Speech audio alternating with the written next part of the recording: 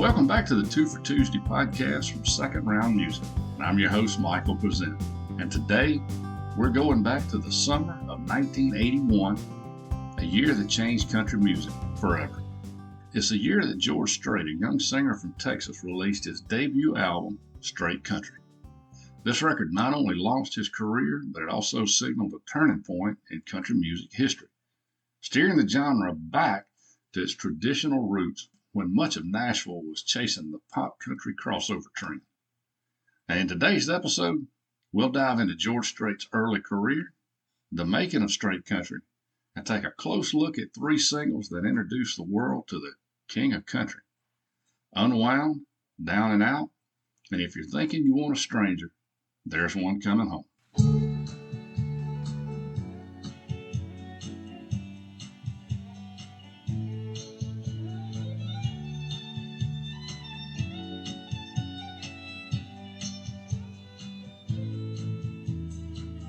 George Harvey Strait was born in Pezent, Texas in 1952, and he grew up in nearby Purcell, Texas, which is south of San Antonio about 60 miles.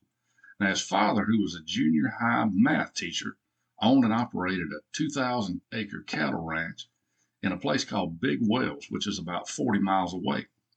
Now, like many young Texans, he was surrounded by the sounds of country music, but he also loved rock and roll. So while he was in high school, he started playing with a rock and roll garage band known as the Stoics. Now, they were heavily influenced by the Beatles, who were very popular at the time. Now, George's musical preference soon turned to country. I mean, how would it not living in Texas? And it did with singers like Hank Thompson, Lefty Frizzell, Merle Haggard, George Jones, Bob Wills, Hank Williams, and even, get this, Frank Sinatra. Now, after graduating from high school in 1971, George did two major things. He eloped with his high school sweetheart, Norma Voss, and got married in Mexico. And he then enlisted in the U.S. Army. Now, while he was stationed in Hawaii, he joined the Army-sponsored band called Ramblin' Country, performing country hits for the servicemen. Now, that was his first real taste into performing professionally. Now, when his service had ended in 1975 as a corporal and being honorably discharged, George returned to Texas, and he enrolled in Southwest Texas State University, where he went on to graduate with an agricultural degree. He also formed his own band called Ace and the Hole Band. They toured the Texas honky-tonk circuit, building a loyal local following. A straight, smooth, baritone voice coupled with Ace and the Hole's traditional Western swing leanings set him apart from the increasingly pop-oriented Nashville sound.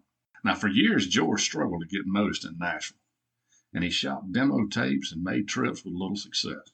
But everything changed in 1979 when MCA Records talent scout Irv Woolsey, who also operated a bar, heard him sing and arranged a deal through his connections. Now, the record guys were impressed with the performance, but they were concerned that they couldn't market that Texas swing sound that the band had featured. So they left without offering a deal. So after several unsuccessful trips to Nashville and being turned down by every label in town, well, he considered giving it up altogether. But after a discussion with his wife, Norma, she convinced him to give music one more year. And by February of 1981, George had signed with MCA and was finally ready to record his debut album. Now, released on September 4th, 1981, Strait Country was produced by Blake Mevis and recorded in Nashville with a combination of seasoned session musicians and members of Ace and the Hole. And at the time, country radio was dominated by the urban cowboy-inspired sound, polished production, and crossover influence. Strait went in an opposite direction, delivering a record that was rooted in honky-tonk, fiddle, and steel guitar. This was country music stripped back to the essentials, and it felt refreshing to the fans who missed that traditional sound. The album was hailed by critics as being the new traditionalist breakthrough that broke the pop-influenced country trend. The album contained the normal 10 songs, 3 of which became singles. Each one played a critical role in building George Strait's career. And after this sponsored message, we'll break them down. See you on the other side. Are you ready to take control of your finances and build a brighter future? Are you sick and tired of being sick and tired, feeling broke all the time? My name is Michael Pezent, a certified master coach, and I created Second Round Financial to provide personalized financial coaching based on the proven principles of Dave Ramsey's 7 Baby Steps. Our services include, but are not limited to, one-on-one financial coaching through Zoom conference or face-to-face, budgeting strategies, debt reduction plans, emergency fund creation, retirement planning, and investment guidance. Well, why choose us? Because we believe in empowering our clients with the knowledge and tools they need to achieve financial peace. With our guidance, you'll gain clarity over your financial situation, develop a realistic and achievable plan, and experience hope and confidence in your financial future. I have over 15 years experience teaching and guiding families in the Ramsey principles, along with a degree in finance and work experience in the banking and insurance industries. So let's get started today. Go to secondroundfinancial.com and click Book Now to schedule your free consultation today. The first single, Unwound, was released in April of 1981, 5 months before the full album dropped. The song was written by Dean Dillon and Frank Dicus, who would become 2 of George Strait's most important songwriter collaborators. Now here's a fun bit of history about the song. Unwound wasn't originally intended for George. Dillon and Dicus wrote it for Johnny Paycheck, but Paycheck was in legal trouble at the time and couldn't record it. Kind of hard to record a song while you're in jail. Now, record producer Blake Mavis drove over to Dillon's house, and him and Dicus were writing songs on the front porch. And he asked him, "Hey, have you got any new songs for this new kid from Texas?" And since Paycheck wasn't going to use it, they gave the song to Blake. So that's how the song found its way to George, and it fit him perfectly. Musically, Unwound featured 2 fiddles, steel guitar, and an infectious honky-tonk groove. It's a barroom anthem about letting loose after a breakup. Perfect introduction to Strait's mix of traditional sound with modern polish.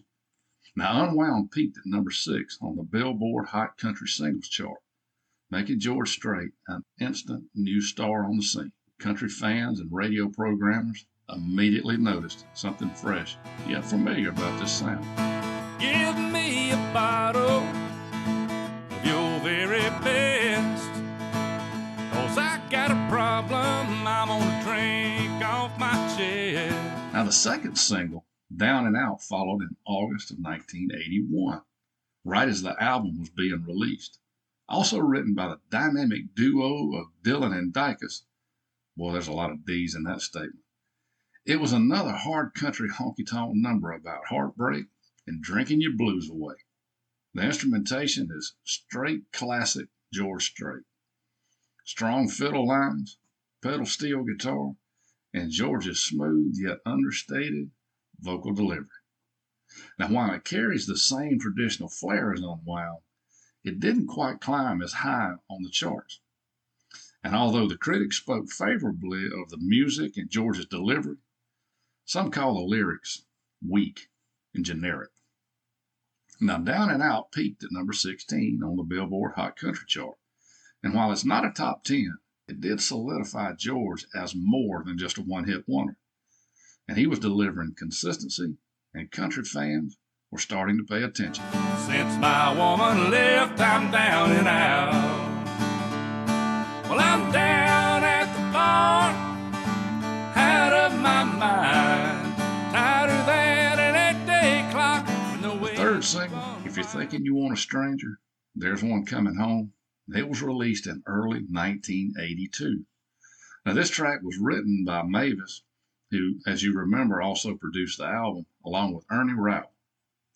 It's one of my early favorites of George, and it's also a staple on my regular set list. Now, it tells the story of a man returning home to his partner after a long absence, acknowledging her doubts, but promising he's coming back with change. The song's more contemporary feel with smoother production and a hint of Nashville sound showed Strait's ability to balance tradition with commercial appeal, which in my opinion is something that would serve him well later in his career. Now, this single became George's first top 5 hit, and it peaked at number 3 on the U.S. country chart. It also peaked at number 2 on the Canadian charts, and critics continued to give favor to George's song offerings. And with that success, George Strait officially arrived as one of country music's brightest new stars. Lately you've been showing all the signs of a woman, someone else on her mind. It's not Looking back at Strait Country wasn't just George's first album, it was the start of a seismic shift in country music. The record proved that traditional honky-tonk could still sell in the 1980s, paving the way for what became known as the new traditionalist movement. Artists like Randy Travis, who would come on the scene in 1985, Alan Jackson and Clint Black would follow in the late 80s and early 90s. But George Strait was the pioneer who showed Nashville that fans still wanted fiddles, steel guitars, and a pure country storytelling. Now, from 1981 on, George Strait would go on to release almost 100 studio singles, 60 of which were #1 hits. Now, that's a record unmatched in country music history. But it all began with 3 songs and 1 album, Strait Country.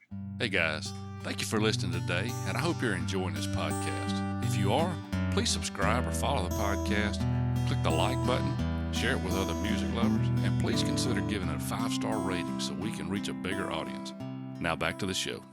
Well, that wraps up today's deep dive into George Strait's debut album, Strait Country, and the singles that launched him into stardom. We also got into a little bit of early life George history, to which there'll be more in the future. When you've had a long career like he has, there's a lot to talk about. And if you enjoyed today's episode, don't forget to follow the 2 for Tuesday podcast from Second Round Music or wherever you listen. And don't forget to catch my performance of these 3 songs on the Second Round Music YouTube channel. And if you got a favorite George Strait song or memory, I'd love to hear about it. Share it on social media and tag the show. Or leave comments if you're on YouTube. And until next time, I'm Michael Pezent. This has been the 2 for Tuesday podcast. Thanks for listening, keeping it country, and just remember, we love you and we need you. God bless you.